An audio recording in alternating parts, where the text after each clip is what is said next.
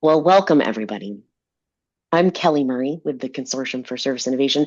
I'm joined today by Christina and Sarah and Matt.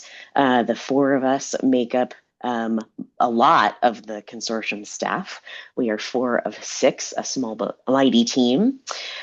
We are a not-for-profit organization. We exist thanks to the support of about 70 member companies. We would love to have you join us if you haven't already. We do a lot of things around working on how we make customers more successful and talk a lot about things like intelligent swarming and knowledge-centered success, formerly known as knowledge-centered service in this whole KCS world. So one of the things that we do is have a community of KCS certified trainers, of which Kai is one. And Kai has introduced us to a company called G&D, who is going to present to us today on their KCS journey. The way the consortium sort of works, the way the work gets moved forward is we host all kinds of events. This is one of those.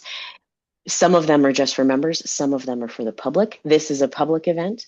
The next public event that's currently on the calendar is called Support as the Company Value Engine, Measuring What Matters. So we're going to dive into sort of how it is we're communicating our value these days. And that is September 30th. It is open to the public. There is a small fee to attend. It's a like a half day session, and we're really excited about that. So you can find that on the website, serviceinnovation.org. In terms of today, we are anticipating time for a Q&A at the end of the session, but in the meantime, put any questions in the chat. And we are recording this call, and you'll receive an email with the recording in a day or two. So with that, I'm going to hand it over to Achim, and we'll get started. Thanks for being here. Okay, so before we start with the representation and our own introduction, I want to give you a small introduction to our company, to G&D, because maybe you're all using our products, but you have no idea that you're using our products. So therefore, we would like to give you some insights, what we are doing, where we are coming from, and yeah, let's go to the next slide. So as I said, we have a lot of different products. We are doing a big portfolio. Think about the banknotes, think about encryption technology, think about SIM card technology, think about credit cards, think about driver licenses, about passports, about border controls and all the stuff. This is all the things we are doing. So our main target is to make the life of the people more secure, and not only a few people, really billions of people make the life more secure. On your next slide, please. And how we are doing it, we like to show you in a short video, company video, which would give you some good overview here. Now without sound, so this is a little bit bad because it's a nice music playing here, but you get an impression maybe here for border control systems.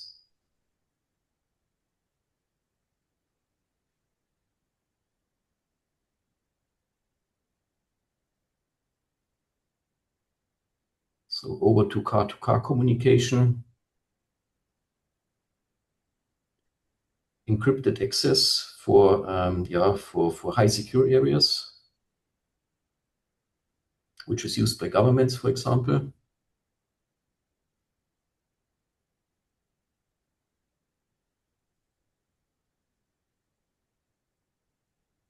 Which is also very important with home office, so which give us a big boost here in this area over the past years.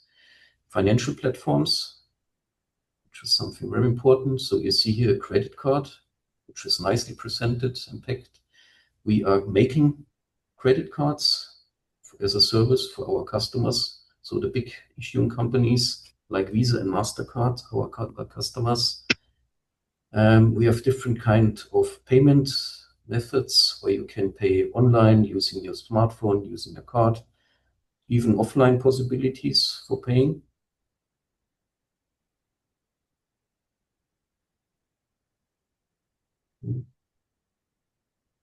It looks like the video stopped. Okay. Let's go on. Then we have real money. So we are creating banknotes. We are printing banknotes as a service. We are processing banknotes, which is a big service.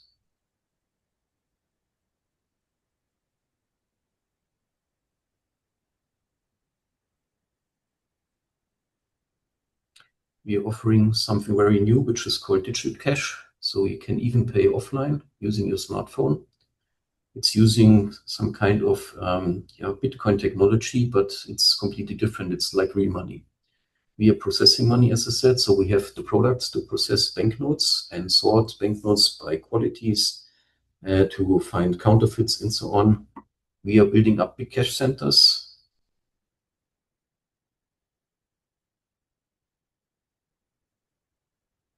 It's a little bit slow. And yeah, this gives you a little bit of an overview. So when we have a look on this slide, these are the three main pillars where we are working in: digital security, financial platforms, and currency technology. And yeah, on the next slide with digital security, this is all about connectivity of IoT, so SIM cards, integrated SIM, embedded SIM, IoT solutions. It's about identity technologies, for example, passport, driver licenses, and so on, but also providing secure digital infrastructures like cloud systems and so on, network. So this is all about digital security. Next slide with the financial services. This is something that we are offering banking and payment experiences to our customers with trusted software for finance, but also for health. For example, the health card here in Germany, it's something very important. And we are also providing different kind of payment technologies like credit cards, issuance services, digital payments, also authentication. And last but not least, on the next slide, our next big thing, currency technology, which is the oldest part. And this is all about currency, about paying with physical cash, but also with digital cash. So we have digital currency, which is now becoming part of the European community. So we are here one of the service provider. We are designing banknotes, printing banknotes, and one main thing is also currency management, creating banknote processing machines, processing money, building up the cash centers, and so on. And this is the area where we are located. So this is where we are working. And yeah, let's go on to the next slide.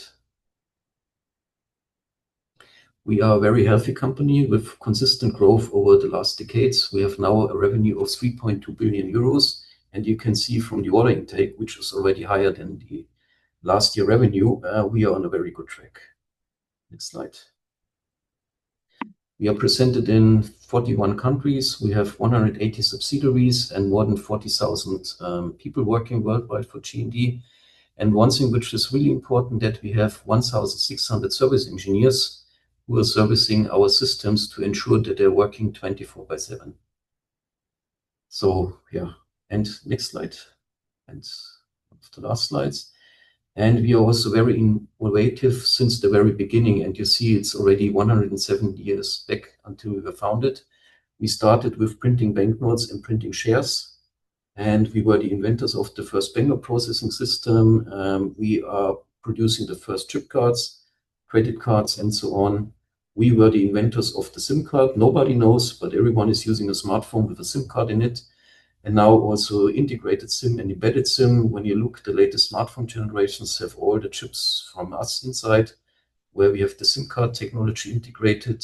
We were printing the euro banknotes, and we are also partner now for delivering the digital euro.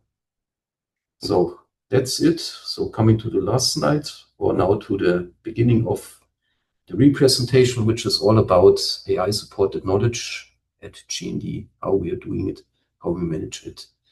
And yeah, for the movie lovers here in the room or in this call, maybe you have already an idea where this title is coming from. It's coming from a British comedy from 1994, and the original title is The Englishman Who Went Up a Hill But Came Down a Mountain. And it was a real story, which started in the time of the World War II. It's a Welsh village, which was very proud of their mountain. But then two surveyors came and they recognized, okay, it's too low for a mountain. It's just a hill. So the people in the village, they did everything to put material on this hill to make it a mountain again. And in the end, they were successful. And maybe it's not quite the same, our story, but it's also has a lot of similarities because we also started small with a very precise project with a very precise target. But in the end, we had to integrate so much more to make it really complete and really working. So that in the end, from the hill, we really built up a mountain. And how we did it, we show you in the next minutes. But before, we like to give you a short introduction. So next slide, yeah. So you see, we were also climbing real mountains in the past. So this was 10 years back on a hiking tour. Me, that's Achim. I am the head of the Knowledge and Technical Communication Department in G&D. We are responsible for creating the technical documentation for all of our products, from smart tabletop machines over software up to big cash center plants, ensuring that our customers and also our big group of service engineers always have the latest information available. Yeah, and I'm Anja Kunkel. I'm product owner of G&D Expert, which is our company's knowledge platform. And I'm also a knowledge manager and KCS specialist at G&D. And together we would like to take you up that mountain. So, well, since we've just started with a movie comparison, let's stick with it. Ever since Star Wars, many films have come with a prequel. And so does our story, because before AI took center stage, another story had already begun, our knowledge management journey. And I would like to look at this journey first. And all I can say about this journey is, well, we brought a map, just not the right one, because we started with a knowledge engineering approach. At that time, that was 2018, I was working in technical documentation with Achim, and I was responsible for our tools, and we had just introduced interactive troubleshooting procedures as a new format for our technical manuals. And the real trigger, though, came during a business trip to India. I was working on a machine with 2 level 3 support engineers. One of them had spent many years as a field engineer, and we ran into a small issue. And so I asked him, what do you do in the field when you can't find a solution? I was thinking of our new troubleshooting procedures, and he just laughed and said, well, we call our senior. And that was the moment this idea was born, because I had this picture in my mind, 20 or 30 seniors receiving endless calls from hundreds of juniors. So we thought, what if we just cover a small set of recurring issues and ask real experts to do this directly as troubleshooting procedures, not the technical writers, but the specialists themselves. So we asked for volunteers and trained them to write troubleshooting procedures directly in our editorial system. At first, it worked quite well. There was a lot of enthusiasm, but over time, the weaknesses became clear. It was extra work for already busy experts, and often they weren't sure what is worth documenting. So while we had good results for some products, we couldn't scale the model across the whole portfolio, and it put too much pressure on a small group of experts. Then in 2023, KCS came into the picture almost by accident because an external partner mentioned it a few times. So I looked it up and found a podcast featuring Kai Altenfelder. And the way he explained KCS felt like a direct answer to all our challenges. I attended a workshop with him, and from that moment, I knew this was the right direction. But the challenge was the timing, because we were already in the middle of rolling out MS Dynamics as our new ticketing tool, and the knowledge concept that we planned was still following our old model. So we thought support engineers were expected to flag cases as knowledge relevant, and technical writers would then create the articles. But of course, that's very slow, and that's not KCS. So I thought I have to change that. And for quite a while, however, that meant being something of a one-woman campaign. Although I did have some strong allies, including Achim, but I had to jump into an ongoing project and push KCS into it with very limited budget. Okay, but let's see where we are now. What emerged from that? Well, it was a pragmatic KCS implementation. We can say we implemented KCS the other way around. Instead of asking people first, we asked them afterwards, and we asked them, how is it working for you? And then we adapted the process based on their feedback. So what we have achieved so far is we now have a clear content standard. Our knowledge portal TD Expert is established as a leading knowledge system, and KCS is integrated into the workflow. And we also have a defined licensing and publishing process, which means content can be made available in less than 1 hour. We are seeing adoption starting to grow. There are early supporters who actively use the approach. Our article base is expanding. We now have around 600 articles in the database, and the link rate is moving in the right direction. But what is still ahead is, well, coaching and adoption still need to increase. And we know currently there is unused capture potential. And the other thing is our metrics, they are not yet fully established, so we cannot measure everything as systematically as we would like. And most importantly, for KCS to last, it needs dedicated time and people. Okay, that was our backstory, but now let's go back to our movie, like we want to climb that hill. So originally we thought we are climbing a small hill. We believed we just want to implement AI to support our search. But why this goal? Does AI search better? So several years ago, we set out to build a modern knowledge platform, TD Expert, and technically we did a lot of things right. We built a powerful system with a strong full text search and faceted search. But the problem was we found out that users did not really fall in love with a faceted search. They still prefer the classic search box, just type something in, hit enter, and hope for the best. And sometimes this works well, but not always, especially when there's scattered information. So we ask ourselves, what can we do to improve this? And there AI came into the story. So because AI can do something traditional search cannot, it can look across huge amounts of scattered information, connect the pieces, and return an actual answer instead of just a list of results. Okay, let's take a short look onto our system, how it is at the moment without AI. So this is our knowledge platform, TD Expert, and this is how we search there. So this is a dashboard, and let's say we want to know how to clean the coin 300. We just type the text, and the coin 300 is a small coin product, and you can see it's quite fast to find, for example, this one pager, which is clearly sufficient to clean this machine. But now we have another attempt. We are trying to find something for a bigger machine, the BPS M7, how to clean the photo detectors. And once we enter this, we get so many results. And if you look closely, you can see there are results from completely different machines, not the BPS M7, but a BPS X9 or a BPS 3000. So we can use filters here. Now we click BPS M7 and the BPS M7 Evo, which is a similar machine.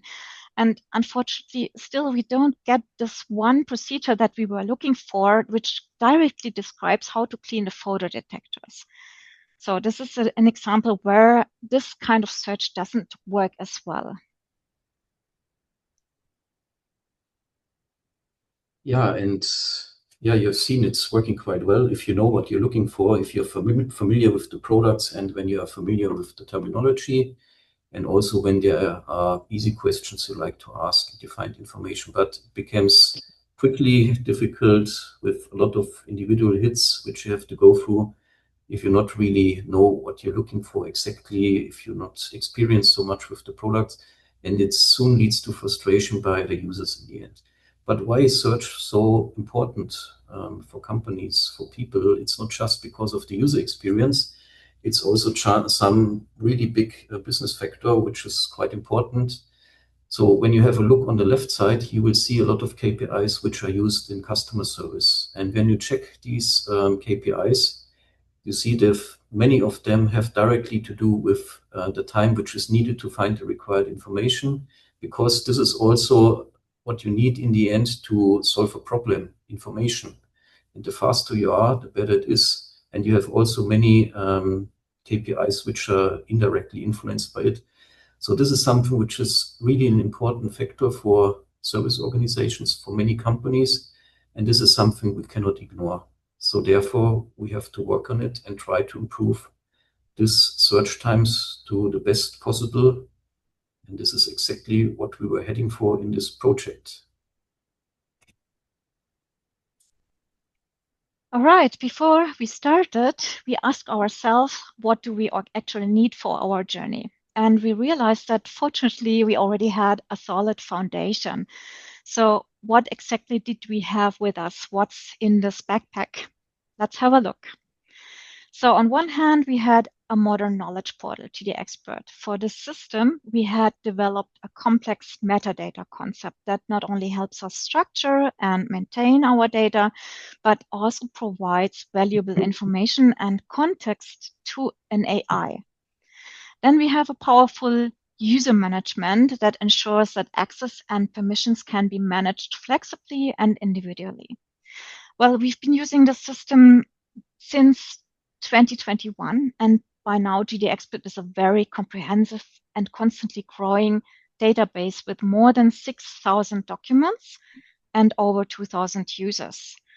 So what do we have in the systems? We have operating manuals, service know-how, video tutorials, knowledge articles for sure, troubleshooting guides, sales and marketing information, and much more. And in addition, we have introduced KCS, which can ensure that the knowledge on the platform remains alive and usable. So this is our luggage. And with this, we started our journey. And unfortunately, we very early in that journey found that there's a setback because the AI models we tried, they were like this dog cute, but not ready for real life.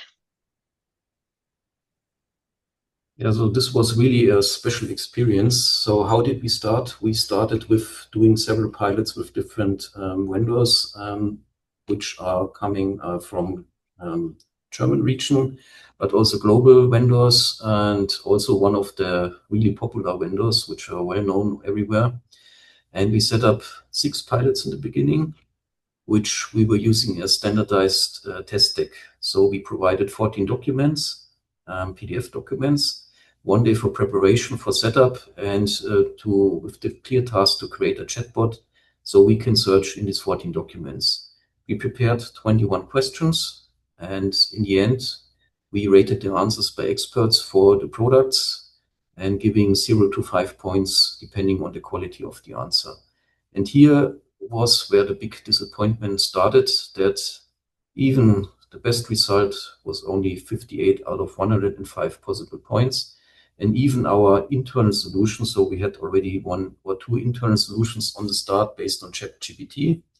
Even here we reached already 56 points, which is quite close to a commercial solution, which showed to us, okay, maybe even if there's a lot of rumors around AI and AI search at this point of time, it's not really usable for us with this quality. So we're expecting minimum 80 points so that it become usable for us.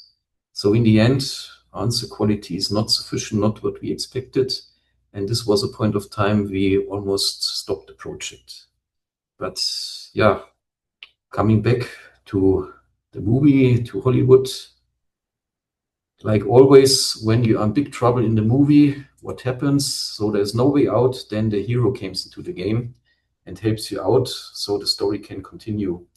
And the same it was here. So we had a new player, which was a company which is called Blockbrain. And Blockbrain is a small, or at this time it was a small AI startup, a local one in Stuttgart in Germany. And they were already in contact with our technology office at G&D. So they were discussing about possible pilots, and G&D was interested. And yeah, they heard about our project and were asking us, okay, are you interested that we join the pilot? So let's give us a chance. And we said, okay, maybe let's do it, even if we don't think it will change it so much. We started, and yeah, the results were really outstanding. So it was a big surprise. They immediately reached 92 out of 105 points, so really outperforming all of the other participants in this pilot section. And was really surprising that there was no wrong answer and also no missing answers, which was always or many times the case for all the other participants. And what was really important for us, maybe think about technical documentation, it always includes drawings, pictures, and so on, with call-outs, which are referring to the text in the document. And if you get an AI answer, which is referring to a picture which is not in the answer, maybe then the answer becomes quickly useless. And with Blockbrain, was really the first provider who was able to integrate the pictures in his answers so that the callouts and the references, they were working. And this was also a big surprise. So yeah, it was quite impressive. And we said, okay, this is really now something where we can continue with the project. So let's give it a chance. Let's start trying and so on. And this is how it continued. So Blockbrain, yeah, it changed a lot, but not the basics in the end. So while we were testing, and Blockbrain, it's not just delivering a chatbot, it's delivering a platform, a toolkit to build up own bots. So we played around a lot, trying different use cases, trying with different data and so on. And then we experienced, okay, we have products which are the same from the hardware point of view, but we have different software on it. So Linux-based and Microsoft-based, and AI is mixing up the answers. So in the end, you will get an answer which is half Windows platform, one Linux platform, and in the end, that's not that good. We also have quite similar products which are all doing the same, like sorting banknotes. And also here, they are mixing up information from different products, which is not so good. Also, in case there was no information available, it started hallucinating. Yeah, also here some room for improvement, and yeah, some answers were too short or too general or maybe too long. So we did not get it to the point. So yeah, AI can do a lot, but what does AI really need to provide good quality, good answers? Yeah, AI can sometimes look like the perfect Halloween promise, lots of treats, impressive tricks, and no effort required. But in reality, AI is much more straightforward. If you don't feed it treats, it won't deliver tricks. And those treats aren't just better prompts, they are that data that is complete, well structured, and well maintained. And whenever this foundation was weak, we saw the same pattern. The answers became vague or simply wrong.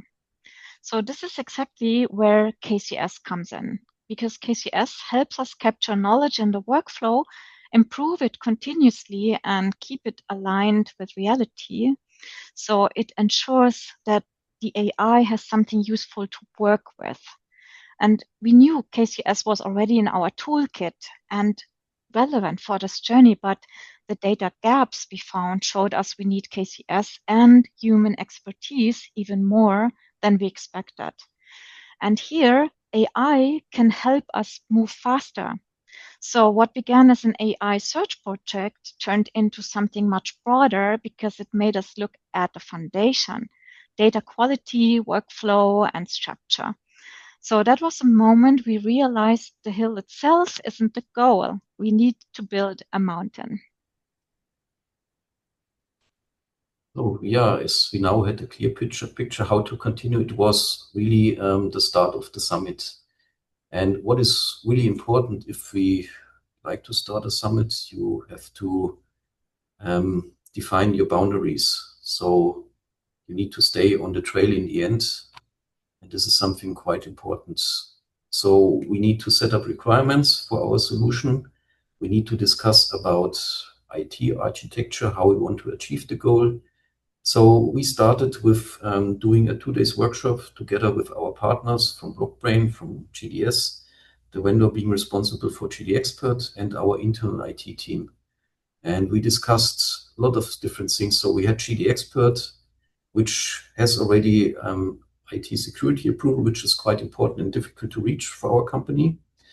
We have a very, how to say, good user management system, which allows us to really assign access rights to different documents to the users, and so on. So these are all things we have to consider, and we don't want to build up, for example, an additional user management for an additional AI application. So we want to integrate the AI solution in our existing platform. So this is one thing what we decided in the end, so that we can reuse the existing user management. We also need to ensure that the data room for the search is quite small, that our search results are really precise, even if you are looking for generic information, but for one product only, then it should only come from this product and not from many other products which are quite similar. So this was also something which was very important. Another thing is that AI is working in the end with the same data that we are using in GDExpert, but it's using it in a different way, and it needs to process the data in a different way. But we don't want to take care about additional database and doing the maintenance and everything. So this has to come completely automatically without any additional effort for us. So working on in the workshop on the different topics, on the different requirements, we decided in the end that GDExpert is the leading system. AI will be a part which is integrated, but yeah, it should be also part easy to maintain and being automized as good as possible, so that we only have to take care about GDExpert in the end. And this was how we were starting with the project in the end, with these boundaries and climbing up the hill. And yeah, on the next slide, you see what made the hill in the end the mountain. So we picked up a lot of additional topics. Some came from other projects that we integrated. So for example, from the ticketing portal, we were integrating automated email sorting, being able to create a ticket directly from customer mails using AI, also doing case summarization with AI. And we also integrated the full KCS workflow in the end. So it's possible to search in the knowledge base when you're working on a ticket, also with the information of the ticket, which helps you finding better results. You can link the tickets to knowledge articles. You can edit and improve articles, and you can also create draft articles from the ticket information.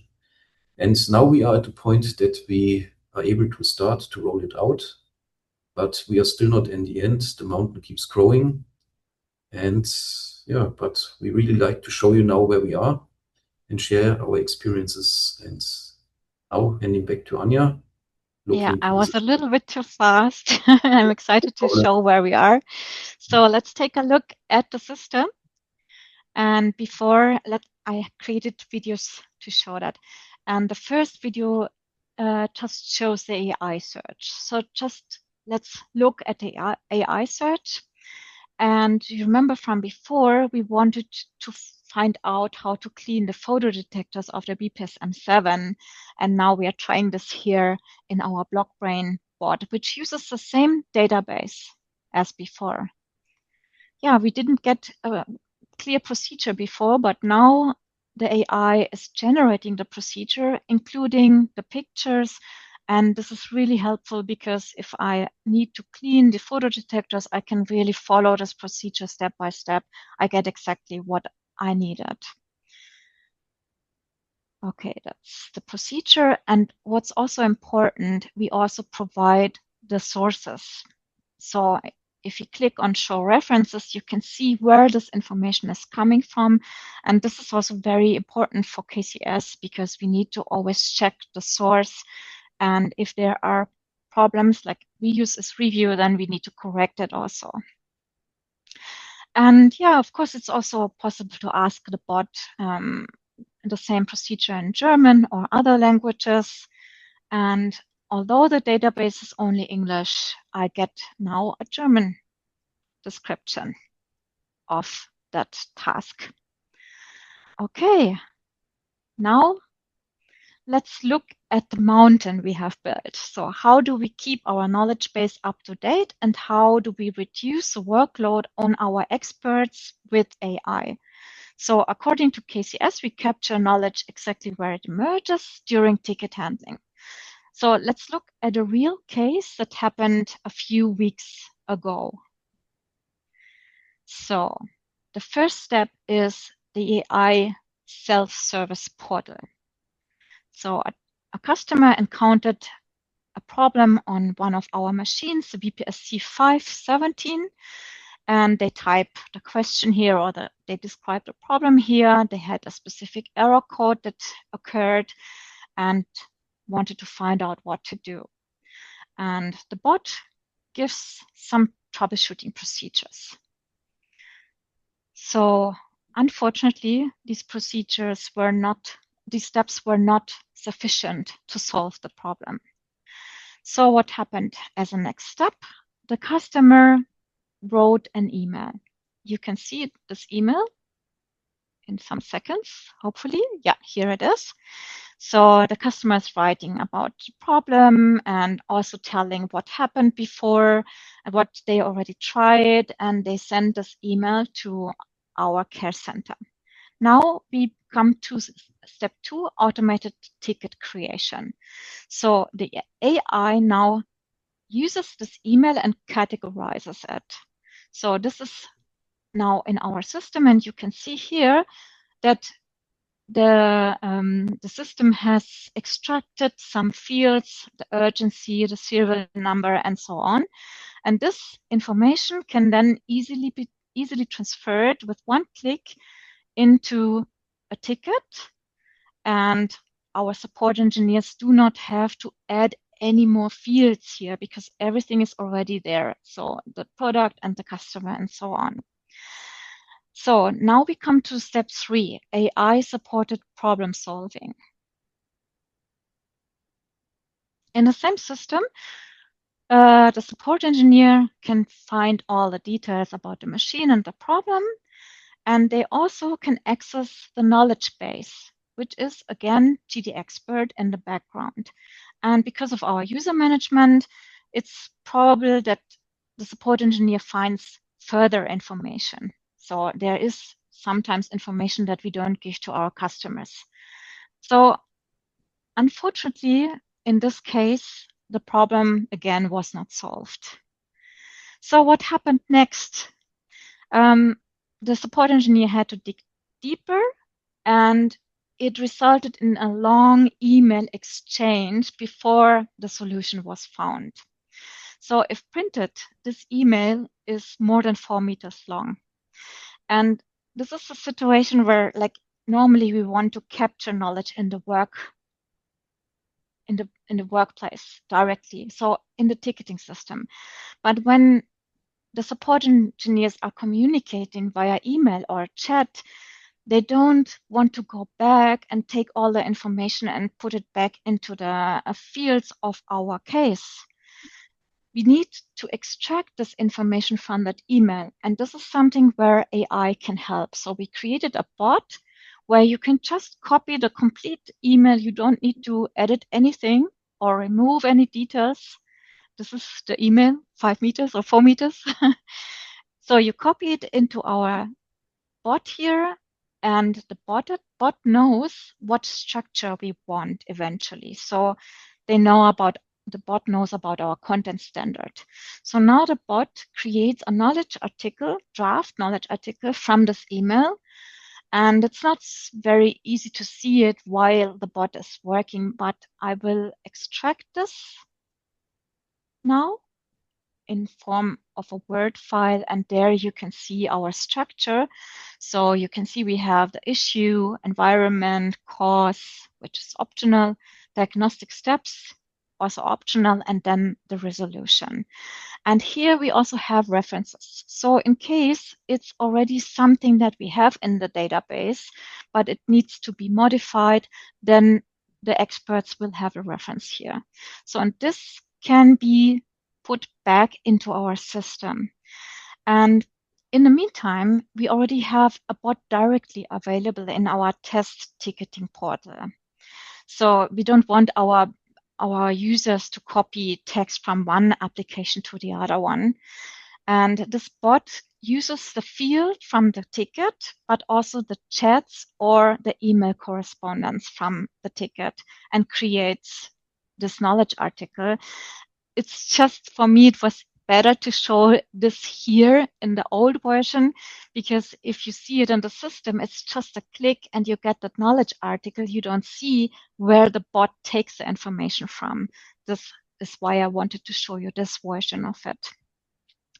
So this is how we try to support our experts with AI throughout all these steps, so that knowledge capture really becomes a natural part of ticket handling rather than additional tasks.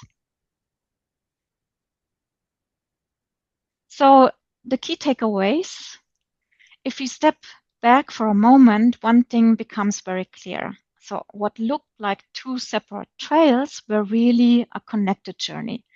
KCS and AI belong together. KCS gives AI the foundation it needs, and AI supports and accelerates KCS. So we also learned that KCS can be built pragmatically, even during a live transformation, and not only in a perfect greenfield setup, but I must say that this kind of process takes patience, persistence, and consistency, because we started already 2023, right? So even if we are still not, or we still have a long way ahead of us, we can clearly see that we are on the right path. And with that, we'd like to open the floor to your questions.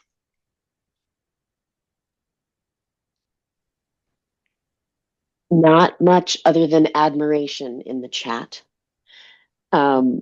One of the things that really sticks out to me is how much we have talked about, what's your use case? And I really love the idea that maybe one potential answer to that, depending on the situation, is this is cute, but not ready for real life. I think that was a really, I think that describes very well sometimes where we find ourselves in terms of, boy, this would be great if we had a magic wand.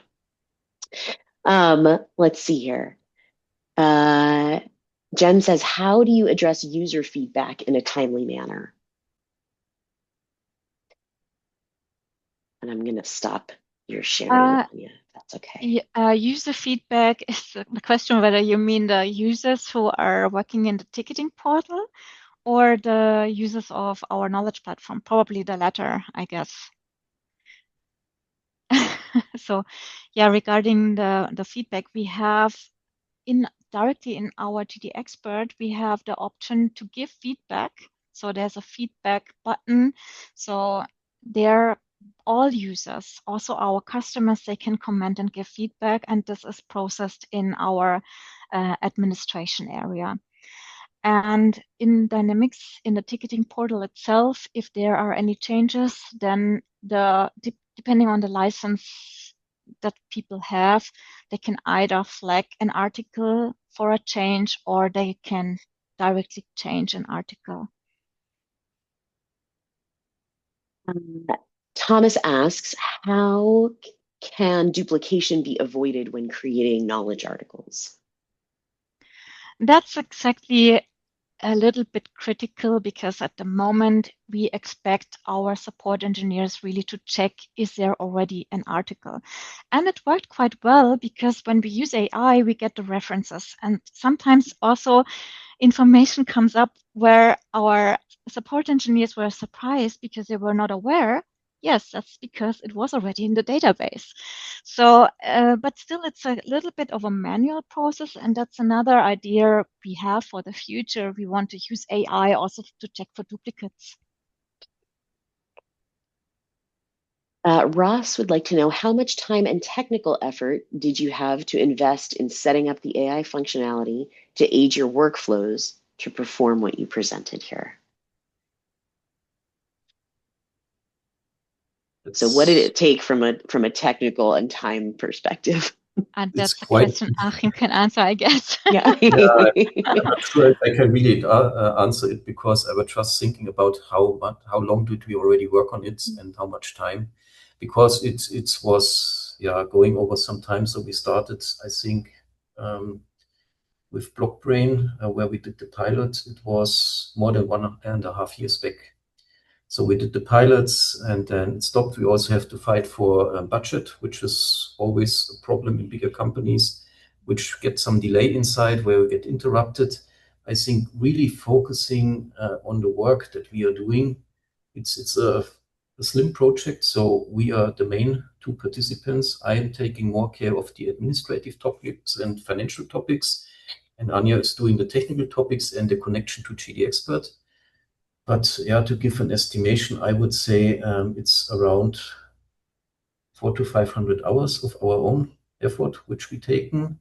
And then we have our partners, which also spend effort. But I can say it's not that big that you expect because we have this good foundry already, which was quite important, structured data and everything. And this is something other companies have to invest a lot of effort to bring this on the right level.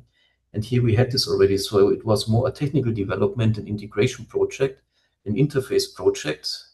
So therefore it was, quite small in comparison to many other projects that we were doing. And even a company that prints banknotes, budgets and money are still a topic. Yeah, this is a problem. Yeah. That seems solvable somehow. Yeah. Yeah. Jen asks, do you measure how quick you respond and address the feedback received? So going back a little bit to the question about feedback. No, not yet.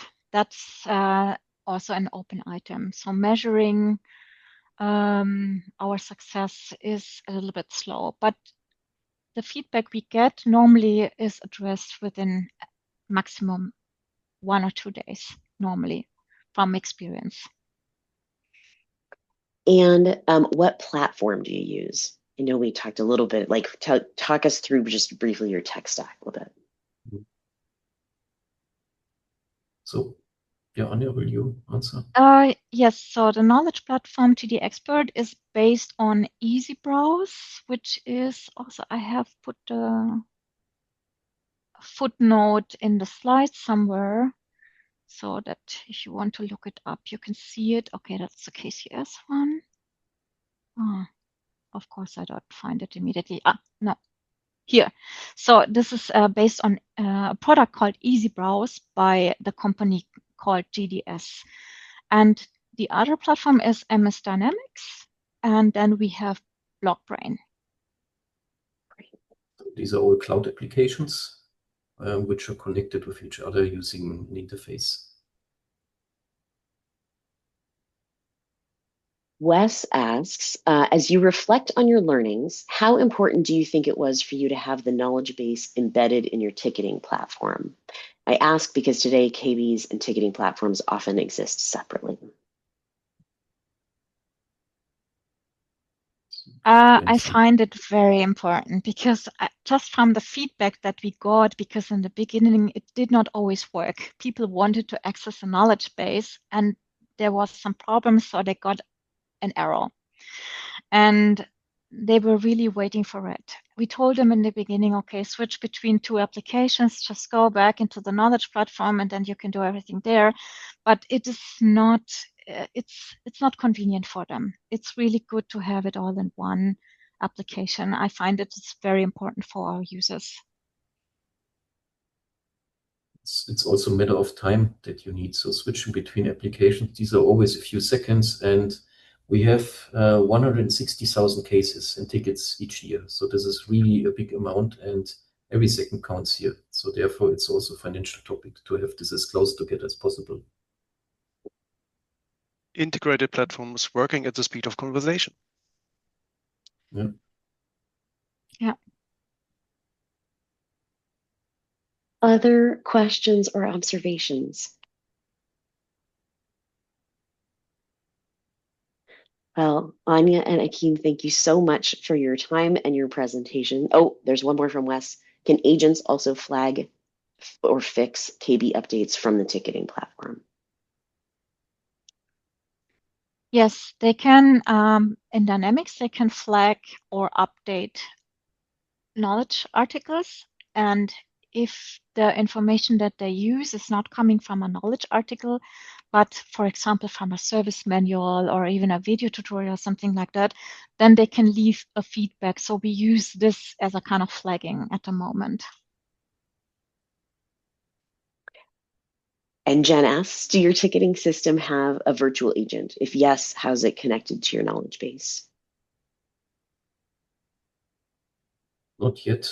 Mhm. So agents are the next things to come. So this is also next part of the journey. We are waiting for it, doing some more automation, but currently it's not integrated. So we want to go live now. This is something really important that we can start really using it. And it's not only for us, it's also for our customers in the end. And we wanted to start somewhere, but the roadmap is long for the next time, for the next years to come, and agents is one of the next big topics. Mhm. There's so much material to build a mountain. I think we can reach the Mount Everest with that.